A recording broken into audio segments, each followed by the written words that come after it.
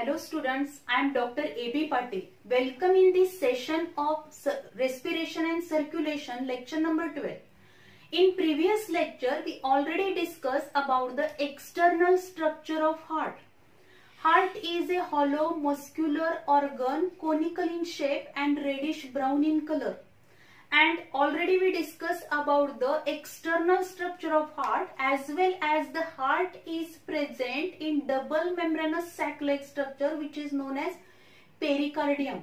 And the wall of heart which is formed from the three layers which are nothing but the epicardium, myocardium and endocardium. All these points we already discussed in the previous lecture. In this lecture we will discuss about the internal structure of heart. As well as we will discuss about the pumping action of the heart. So firstly, internal structure of heart. Human heart is four-chambered. जे काही heart आहे, internally heart is four-chambered, which is formed from the two atria and two ventricles. जर आपण बघितलं तर heart कसं आहे, चार चेंबर्स आहेत त्याच्यामध्ये. Two atria, these two are the atria and these two are the ventricles. Then atria, these two atria are superior, thin walled, then small blood receiving chambers.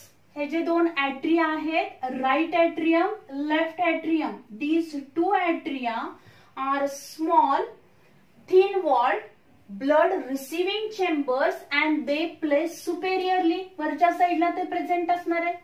Then if you observe these two atria which are separated by a septum in between these two atria, या diagram मध्ये जर आपण बघितलं तर in between these two atria the septum is present and this septum is known as interatrial septum. या दोन atriaच्या मध्ये काय प्रेझेंट आहे, सेप्टम प्रेझेंट आहे, पडदा प्रेझेंट आहे की ज्यामुळे त्या दोन atria काय झालेल्या आहेत, एकमेकापासून सेपरेट झालेल्या आहेत. Then if you observe on this interatrial septum in right atrium मध्ये interatrial septum वरती आपल्याला काय दिसणार आहे, there is a one depression. तिथे आपल्याला काय दिसते, depression दिसते and this depression which is known as fossa ovalis. ते काय आहे, fossa ovalis आहे. म्हणजे इथं आपण जर बघितलं तर अशी ओव्हल शेप काय दिसते आपल्याला, डिप्रेशन दिसणार आहे. this depression which is present on the interatrial septum of the right atrium. right atrium मध्ये interatrial septum वरती आपल्याला एक डिप्रेशन दिसेल. this is nothing but the fossa ovalis and this fossa ovalis which is the remnant of the foramen ovale. हे कशाचे रिमेनंट दाखवतंय तर पूर्वी म्हणजे जेव्हा इन द फिटसचं जर आपण हार्ट बघितलं, whenever fetus is present in the uterus of mother, जेव्हा आईच्या गर्भाशयात आहे त्यावेळी या दोन ऍट्रियाच्या मध्ये एक काय असणार आहे, अपर्चर असेल, ओपनिंग असणार आहे. This opening which is known as foramen ovale, त्याला फोरामेन ओव्हॅली म्हटलं जातं. आफ्टर द बर्थ, जेव्हा ती बेबी जन्माला येणार आहे त्यावेळी काय होईल, द विदिन 5 to 10 मिनिट्स काय होणार आहे, दिस foramen ovale which is functionally seizes, functionally ते क्लोज होणार आहे. Within 1 or 2 months it is structurally closed. हे पूर्णपणे काय होईल, स्ट्रक्चरली क्लोज होणार आहे. बट इन सम केसेस, पण काही वेळा आपल्याला काय दिसतं, दिस फोरामेन ओव्हॅली, हे जे काही फोरामेन ओव्हॅलिस आहे ते foramen ovalis which is not close, ते फोरामेन ओव्हॅलिस काय होत नाही, क्लोज होत नाही. And then this we observed that one of the disease or disorder is observed in that babies which is nothing but the arterial septal defect. त्याच्यामध्ये काय पाहायला मिळतं आपल्याला, ASD पाहायला मिळतो, म्हणजेच आर्टेरियल सेप्टल डिफेक्ट आपल्याला पाहायला मिळतो. म्हणजेच त्या बेबीला काय होणार आहे, सायनसचे काय होतील, अटॅक येणार आहेत. का, कारण हे जे काही राईट ऍट्रियम आणि लेफ्ट ऍट्रियम मधलं ब्लड काय होईल, मिक्स होणार आहे. Whenever the fetus is present in the uterus of mother, त्यावेळी काय होईल, हा इन्फेरियर वेना केवा जो आहे तो इन्फेरियर वेना केवा हे ब्लड काय आणणार आहे, राईट एट्रियम मध्ये ब्लड आणणार आहे ऑक्सिनेटेड ब्लड मदर कडून, आणि ते जे काही ऑक्सिनेटेड ब्लड जे असणार आहे ते काय होईल, या राईट एट्रियम मधून लेफ्ट एट्रियम मध्ये जाणार आणि लेफ्ट एट्रियम मधून लेफ्ट वेंट्रिकल मध्ये जाईल. पण जेव्हा ही बेबी जन्माला येणार आहे त्यावेळी हे फोरामेन ओव्हॅलिस जे असणार आहे which is functionally close and structurally which is close within the 1 or 2 months. आणि त्याचे जे काही रिमेनंट आपल्याला दिसणार आहेत, फोरामेन ओव्हॅलिसचे जे रिमेनंट दिसतील, these are nothing but the fossa ovalis. म्हणजे पूर्वी या ठिकाणी फोरामेन ओव्हॅलिस होतं हे दाखवणार आहे. तिथं आपल्याला एक डिप्रेशन दिसेल, तिला फोसा ओव्हॅलिस म्हटलं जातं, which is present in the right atrium on the inter atrial septum वरती ती प्रेझेंट असेल. Then if you observe the right atrium, left atrium हे दोन्ही पण कसे आहेत, स्मॉल चेंबर्स आहेत, थिन वॉल्ड आहे. But as compare to this left atrium, right atrium which is comparatively थोडा काय असणार आहे, लार्ज आहे, मोठा आहे ते. And this is a blood receiving chamber आहे. दोन्ही पण एट्रियम कसे आहेत, ब्लड रिसिव्हिंग चेंबर्स आहेत. Right atrium which receive deoxygenated blood, हे राईट एट्रियम जे आहे ते काय करतं, डीऑक्सिनेटेड ब्लड रिसीव्ह करणार आहे. Means the superior vena cava which collect the deoxygenated blood from the upper parts of the body.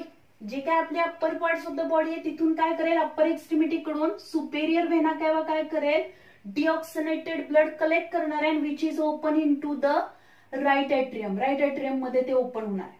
Then inferior vena केव्हा, ही जी काही इन्फेरियर व्हेना केव्हा आहे, दिस inferior vena cava which collect the deoxygenated blood from the lower extremity or lower parts of the body and which is open in to the right atrium. ते right atrium मध्ये काय होईल, open होणार आहे. And the also the heart itself, heart कडून काय होणार आहे, हार्ट इटसेल्फ, हार्ट कडून सगळं काय येईल, deoxygenated blood which is collected with the help of coronary veins, and all these coronary veins join to form a coronary sinus is present, and this coronary sinus open into the right atrium. ते पण कशामध्ये open होणार, right atrium मध्ये open होईल. In this way the deoxygenated blood from the all parts of the body मधलं सगळं deoxygenated blood हे कशामध्ये येणार आहे, तर राईट एट्रियम मध्ये येईल with the help of the superior vena cava, inferior vena cava and coronary sinus. The deoxygenated blood is collected or received in the right atrium. Right auricle मध्ये, right atrium मध्ये सगळं deoxygenated blood येणार. आता जे काही हे opening of the inferior vena cava आहे and opening of coronary sinus, they are guarded with a wall. ते काय असणार आहे, त्याच्यावर त्याला वॉल प्रेझेंट असतील. बिकॉज इफ आपण जर बघितलं हे इन्फेरियर व्हेनाकडून, इन्फेरियर व्हेना किंवा जे काय डिऑक्सिनेटेड ब्लड आणणार आहे राईट एट्रियम मध्ये, ते डिऑक्सिनेटेड ब्लड आणल्यानंतर काय होऊ शकतं, there are chances of the backward flow of blood. ब्लडचा काय होऊ शकतो, बॅकवर्ड फ्लो होऊ शकतो, आणि तो प्रिव्हेंट करण्यासाठी the opening of this inferior vena केव्हा which is guarded with a Eustachian wall. तिथं काय असणार आहे, Eustachian wall प्रेझेंट असेल, आणि त्यामुळं काय होणार आहे, it prevent the backward flow of the blood. Then this coronary sinus, the opening of coronary sinus which is also guarded with a Thebesian wall. त्याला पण काय असणार आहे, म्हणजे जे काही ब्लड एकदा या राईट एट्रियम मध्ये आलं की वॉल काय होणार आहे, बंद होईल, की ज्यामुळे बॅकवर्ड फ्लो ऑफ ब्लड हा काय केला जातो, प्रिव्हेंट केला जातो. So in this way the right atrium म्हणजेच हृदयाच्या उजव्या वरच्या कप्प्यामध्ये सगळं डिऑक्सिनेटेड ब्लड कलेक्ट होतं. आणि ते कशाच्या साहाय्याने कलेक्ट होणार आहे, तर इन्फेरियर, ही जी काही इन्फेरियर व्हेना केव्हा आहे, सुपेरियर व्हेना केव्हा आहे, करोनरी सायनस. सुपेरियर व्हेना केव्हा सगळ्या upper parts of the body कडून डिऑक्सिनेटेड ब्लड राईट एट्रियम मध्ये आणणार आहे. Inferior vena cava collect the deoxygenated blood from the lower parts of the body and open in to the right atrium, and coronary sinus which carry the deoxygenated blood from heart itself. Then these opening of inferior vena cava which is guarded with a Eustachian wall and the coronary sinus, opening of coronary sinus which is guarded with the Thebesian wall. So this is all about the right atrium. Then if you observe the structure of the left atrium, जर आपण left atrium बघितलं तर left atrium which collect the oxygenated blood, त्याच्यामध्ये सगळं काय येणार आहे, ऑक्सिनेटेड blood येणार आहे. And this oxygenated blood which is enter into the left atrium from the lungs. Lungs कडून काय होणार आहेत, या ज्या काही पल्मोनरी वेन्स आहेत, दोन्ही लंग्स कडून काय असणार आहे, एका लंग कडून 2 आणि दुसऱ्या लंग कडून म्हणजे डाव्या साईडच्या लंग्स कडून 2 पल्मोनरी वेन्स येतील. उजव्या साईडहून काय येणार आहे, राईट लंग्स कडून 2 राईट पल्मोनरी वेन्स येणार आहेत. And these 4 pulmonary veins open into the left atrium. Left atrium मध्ये काय होणार आहेत, हे पल्मोनरी वेन्स काय होतील, ओपन होतील. These pulmonary veins which carry oxygenated blood and this oxygenated blood which is collected in the or received in the left atrium. Left atrium मध्ये सगळं ऑक्सिनेटेड ब्लड काय केलं जातं, रिसीव्ह केलं जातं. इन दिस वे म्हणजेच हृदयाचा वरचा डावा कप्पा जो असणार आहे त्याच्यामध्ये सगळं शुद्ध रक्त म्हणजेच ऑक्सिनेटेड ब्लड हे रिसीव्ह केलं जाणार आहे. ते जे काही ऑक्सिनेटेड ब्लड हे लेफ्ट एट्रियम मध्ये आणणार आहे ते कोण आणणार आहे, तर ह्या पल्मोनरी वेन्स सांगतील. ज्या लेफ्ट लंग्स कडून 2 येणार आहेत, राईट लंग्स कडून 2 पल्मोनरी व्हेन्स येतील आणि त्या इथं आपण बघतोय हे पल्मोनरी व्हेनचे काय आहेत, ओपनिंग्स आहेत आणि त्या इथं ओपन होतील आणि सगळं जे काही लंग्स कडून आणलेलं ऑक्सिनेटेड ब्लड हे लेफ्ट एट्रियम मध्ये कलेक्ट होणार आहे. So this is all about the right atrium and left atrium, and these two atria are separated from each other by interatrial septum. यांच्यामध्ये काय आहे, interatrial septum present आहे. Then ventricles. आता जर आपण बघितलं ventricles हे कसे आहेत, 2 large thick walled inferior chambers known as ventricles. हे जे 2 आहेत ते कसे आहेत, large chambers आहेत, थिक वॉल्ड चेंबर्स आहेत, ऍज वेल एज इन्फेरियरली प्लेस्ड आहेत, खालच्या साईडला आहेत ते. त्याचबरोबर ते काय करणार आहेत, ब्लड डिस्ट्रीब्युटिंग चेंबर्स आहेत, त्याच्यामधून ब्लड बाहेर पडणार आहे, ब्लड डिस्ट्रीब्युटिंग चेंबर्स आपण त्यांना म्हणतो. So ventricles are large thick walled inferior blood distributing chambers. Then these 2 ventricles which are separated by interventricular septum. या 2 ventricleच्या मध्ये पण काय आहे, सेप्टम आहे, पडदा आहे. ते 2 ventricles एकमेकापासून सेपरेट आहेत. Means these 2 ventricles are separated by interventricular septum. हा जो दिसतोय तो काय आहे, interventricular septum present आहे.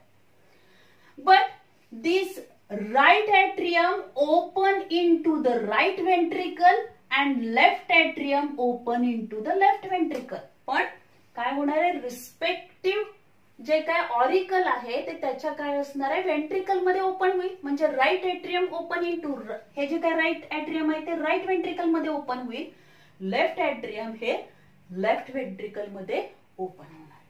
त्याचबरोबर जर आपण इथं बघितलं, ही जी काय हे जे काही लेफ्ट वेंट्रिकल आहे, this left ventricle which is 3 times more thicker than the right ventricle. Right ventricle पेक्षा लेफ्ट वेंट्रिकल जे असणार आहे ते 3 पटीनं जास्त काय थिक्कन आहे. कारण जेव्हा फोर्सफुली या सिस्टेमिक अवॉर्टामध्ये काय होणार आहे, ब्लड हे फोर्सफुली सिस्टेमिक अवॉर्टामध्ये जाणार आहे whenever there is a contraction. म्हणूनच या वेंट्रिकलची वॉल ही जास्त थिक्कन असते आणि जे काय लेफ्ट वेंट्रिकल आहे त्याच्यामध्ये ब्लडचं प्रेशर जास्त असल्यामुळं त्याची वॉल ही काय असणार आहे, which is 3 times more thicker than the right ventricle.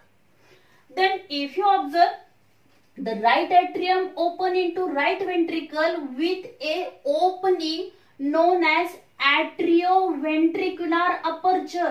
या right atrium आणि right ventricle मध्ये इथं आपण बघितलं तर बघा, हे right atrium आणि right ventricle आहे, याच्यामध्ये काय आहे, ओपनिंग आहे. and this opening is known as atrioventricular aperture. त्याला काय म्हटलं तर atrioventricular अपर्चर म्हणायचं. देन राईट ॲट्रिओव्हेंट्रिक्युलर अपर्चर आहे, तसंच left atrium opening to left ventricle with the help of aperture known as left atrioventricular aperture. And these atrioventricular aperture which are guarded with a valve. त्याला काय असणार आहे, त्या अपर्चरच्या तिथं valve present आहे की ज्यामुळे काय होईल, which prevent the backward flow of blood, ब्लडचा बॅकवर्ड फ्लो होऊ नये त्याच्यासाठी काय असणार आहे, तिथं वॉल्व प्रेझेंट आहे.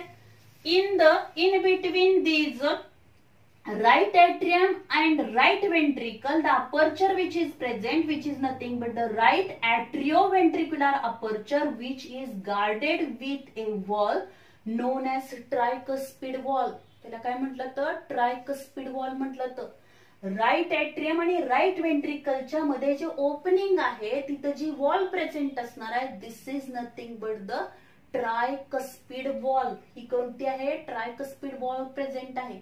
अँड दिस ट्रायकस्पिड वॉल, आता या ट्रायकस्पिड वॉल का म्हटलं तर कारण त्याच्यामध्ये 3 फ्लॅप्स आहेत, 3 कस्प्स आहेत, म्हणून याला काय म्हटलं तर tricuspid wall.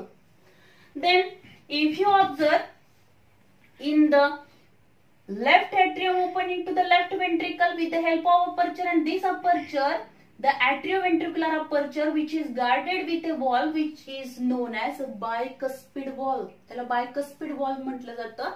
and which having the 2 flaps, त्याच्यामध्ये 2 फ्लॅप्स आहेत म्हणून त्याला काय म्हटलंय, bicuspid wall म्हटलं जातं. आता ही bicuspid wall जी असणार आहे, which is also known as a mitral wall. त्याला mitral wall पण म्हटलं तर बऱ्याच वेळेला आपल्याला क्वेश्चन विचारला तो mitral wall किंवा in between left atrium and left ventricle किंवा the atrioventricular aperture, left atrioventricular aperture is guarded with dash dash wall, mitral wall or the bicuspid wall.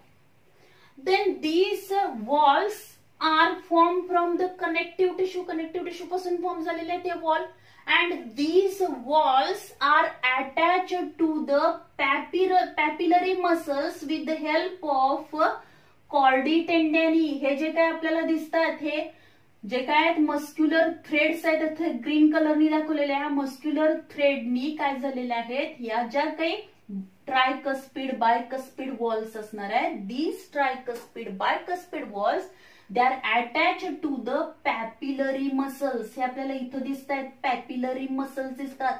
त्या पॅपिलरी मसल्सला या ट्रायकस्पिड बायकस्पिड वॉल्स या अटॅच झालेल्या आहेत. आणि ते कशाने अटॅच झाल्या तर with the help of A muscular fibres, and these are known as chordae tendinae. त्यांना काय म्हटलंय, chordae tendinae. chordae tendinaeच्या सहाय्याने ह्या काय झालेल्या आहेत, इथं अटॅच केलेले आहेत. म्हणजे कशासाठी तर जसं आपण बघतो एखादा तंबू आपल्याला उभा करायचा असेल तर आपण काय केलं तर त्याचा जो काही ते कापड असणार आहे ते दोरीने काय केलं तर बांधलं जातं की ज्यामुळे काय होईल, एकदम जोराचा जर वारा आला प्रेशरनी तर काय होईल, तंबू उलटा होऊ शकतो. तसं इथं काय असणार आहे, या ज्या ट्रायकस्पिड बायकस्पिड वॉल आहेत त्या काय होणार आहेत, whenever there is a contraction of the ventricles, वेंट्रिकलचं कॉन्ट्रॅक्शन होईल. कॉन्ट्रॅक्शन ऑफ वेंट्रिकल झाल्यानंतर ह्या काय होतील, these tricuspid bicuspid walls, these are turn towards the atria. Atriaकडे त्या टर्न्स होऊ शकतात. So to prevent these turn of these or turn out to the atria, to prevent this or to fix these tricuspid and bicuspid walls at a fixed position, these tricuspid and bicuspid walls, they are attached to the papillary muscles, tightly attached to the papillary muscles with the help of chordae tendinae. chordae tendinaeच्या सहाय्याने त्या काय केलंय, पूर्णपणे attach केल्यात, म्हणजे यांना बांधून ठेवल्यासारखं आहे की ज्यामुळे त्या त्याच्या जागेवरून हलणार नाहीये. ऍक्च्युअली या ट्रायकस्पिड बायकस्पिड वॉल काय करणार आहेत, which prevent the backward flow. त्याचबरोबर काय असणार आहे, त्या जेव्हा जास्त प्रमाणात काय होईल, वेंट्रिकलचं कॉन्ट्रॅक्शन होणार आहे, कॉन्ट्रॅक्शनच्या वेळी ह्या अशा मूव्ह होऊन इकडे ओपन होऊ नयेत म्हणून काय केलेलं आहे, टर्न होऊ नयेत म्हणून त्या chordae tendinae पॅपिलरी मसल्सला अटॅच केलं. देन दीज पॅपिलरी मसल्स, आता हे पॅपिलरी मसल्स म्हणजे काय आहे, these papillary muscles are extension of the heart wall. या हार्ट वॉलचेच काय झालेत मस्क्युलर एक्सटेन्शन आहेत. त्यालाच काय म्हटलं तर पॅपिलरी मसल्स. काय म्हणायचं पॅपिलरी मसल्स म्हटलं जातं. Then inner side of the heart wall. आता या हार्ट वॉलची जर आपण इनर साइड बघितली तर त्या इनर साइड मध्ये आपल्याला काय दिसणार आहे असे इलिव्हेशन रिजेस आपल्याला पाहायला मिळतात. इथे जर आपण बघितलं असेल तर काय दिसतील उंचवटे दिसणार आहेत. इलिव्हेशन रिजेस सारखं स्ट्रक्चर आपल्याला दिसेल. And these are nothing but the columnae carneae. त्याला काय म्हटलं तर कॉलमनी कॉर्नी. म्हणजे जर तुम्ही बघितला तर अशी सरळ काही नाही याची वॉल नाहीये तर त्याच्यामध्ये काय दिसतात इलिव्हेशन दिसतात. रिजेस सारखं स्ट्रक्चर आपल्याला दिसतंय. These are nothing but the columnae carneae म्हटलं जातं त्याला. Then this columnae carneae which are present the inner side of the heart wall. Heart वॉलच्या इनर साइडला ते प्रेझेंट असणार. Then if you observe these ventricles. आता या वेंट्रिकल मधून काय झालेलं आहे फ्रॉम राईट वेंट्रिकल मधून एक ट्रंक लाईक स्ट्रक्चर अराइज झालं which is nothing but the pulmonary trunk. त्याला आपण काय म्हणतो पल्मुनरी ट्रंक म्हणतो. Pulmonary trunk which is arises from the right ventricle and which carry the deoxygenated blood. त्याच्यामधून काय होणार आहे जेव्हा वेंट्रिकलचं कॉन्ट्रॅक्शन होईल तेव्हा वेंट्रिकलचं कॉन्ट्रॅक्शन झाल्यानंतर जे काही डिऑक्सिनेटेड ब्लड. आता सगळं डिऑक्सिनेटेड ब्लड कशात कलेक्ट झालंय राईट एट्रियम मध्ये कलेक्ट झालं. राईट एट्रियम मध्ये जेव्हा ब्लड कलेक्ट होणार आहे जेव्हा ब्लडचं प्रेशर इथं वाढेल तेव्हा ही ट्रायकस्पिड वॉल ओपन होणार आहे. हे सगळं जे काही ब्लड असणार आहे ते कशामध्ये येईल या राईट वेंट्रिकल मध्ये येणार आहे. And from this right ventricle blood is enter whenever there is a contraction of ventricle at that time blood is enter in to the pulmonary trunk. Pulmonary trunk मध्ये ते येणार आहे. Then this pulmonary trunk which is divided into 2 branches. त्याच्यामध्ये 2 branches आहेत left pulmonary artery and right pulmonary artery. And these right and left pulmonary artery which carry the deoxygenated blood up to the lungs पर्यंत ते नेणार आहे. Then from these ventricles. आता ventricle मधून जर आपण बघितलं from this ventricle systemic aorta is arises. ventricle left ventricle मधून काय अराइज झालेला आहे तर systemic aorta अराइज झालेला आहे. मेन aorta ह्याच्यामधून या लेफ्ट ventricle मधून अराइज होतो. And this systemic अवॉर्टा. या सिस्टॅमिक अवॉर्टा मध्ये 3 पार्ट आहेत आपल्याला माहिती आहे. Ascending aorta, then aortic arch किंवा आर्च ऑफ अवॉर्टा पण त्याला म्हणतो, as well as descending aorta. This systemic aorta which carry the oxygenated blood. कारण आपल्याला माहिती आहे हे लेफ्ट एट्रियम जे असणार आहे which collect the oxygenated blood. कारण जे काही पल्मुनरी ट्रंकनी ज्या काही left and right pulmonary artery असतील ते सगळं डिऑक्सिनेटेड ब्लड कुठे नेणार आहेत लंग्स कडे नेतील. लंग्स मध्ये त्या ब्लडचं काय होणार ऑक्सिनेशन होईल. And this oxygenated blood with the help of pulmonary veins which is collect or receive in the left atrium. Left atrium मध्ये हे सगळं ऑक्सिनेटेड ब्लड आलेलं आहे. Then this oxygenated blood of the left atrium enter in to the left ventricle with the help of याच्यामध्ये काय opening आहे ऍट्रियो वेंट्रिक्युलर aperture आहे. ही valve open होणार आणि हे सगळं जे काही ऑक्सिनेटेड ब्लड आहे ते कशामध्ये येईल लेफ्ट वेंट्रिकल मध्ये येणार. And from this left ventricle a aorta is arises and this is nothing but the systemic aorta. त्याला आपण काय म्हणतो सिस्टॅमिक अवॉर्टा म्हणतो. Whenever there is a contraction, जेव्हा या वेंट्रिकलचं कॉन्ट्रॅक्शन होतं तेव्हा लेफ्ट वेंट्रिकल मधलं सगळं ऑक्सिनेटेड ब्लड हे सिस्टॅमिक अवॉर्टा मध्ये जाणार आहे. And from this systemic aorta with the help of arteries the oxygenated blood which is supplied to the each and every part of the body. सगळ्या बॉडीच्या पार्ट्सना ऑक्सिनेटेड ब्लड सप्लाय केलं जाणार आहे. आता यामध्ये जर आपण बघितलं at the base of this pulmonary trunk and systemic aorta. Pulmonary trunk आणि सिस्टॅमिक अवॉर्टा याच्या बेसला आपल्याला काय दिसणार आहेत इथं वॉल प्रेझेंट असणार आहेत. And these valves are known as semilunar valves. त्यांना काय म्हटलंय सेमिल्युनार वॉल्स म्हटलेलं आहे. कारण त्याच्यामधले कस जर आपण बघितले किंवा फ्लॅप जर बघितल्या तर त्या कशा आहेत सेमिल्युनार आहेत अर्धचंद्राकृती आहेत म्हणून त्याला semilunar walls म्हटलं तर these semilunar walls which are present at the base of pulmonary trunk च्या बेसला पण semilunar wall आहे आणि सिस्टमिक अवॉर्टाच्या बेसला पण काय असणार आहे semilunar wall प्रेझेंट असेल.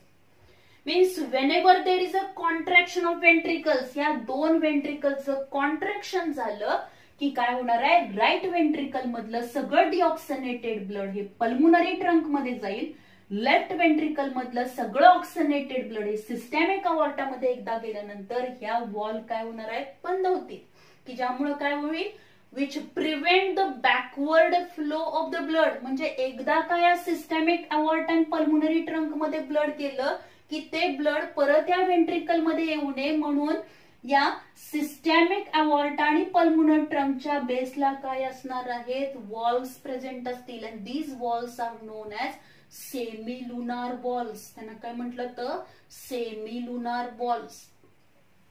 Then also we observe that इथं जर आपण बघितलं तर आपल्याला आपण लास्ट लेक्चर मध्ये स्टडी केलेलंच आहे, दिस सिस्टमिक आर्च जे आहे त्याच्यापासून काय झालंय, 3 मेन आर्टरी निघाले, that is left subclavian artery आहे, त्याचबरोबर लेफ्ट कॅरोटिड आर्टरी आहे आणि ब्रॅकिओसेफॅलिक आर्टरी आहे.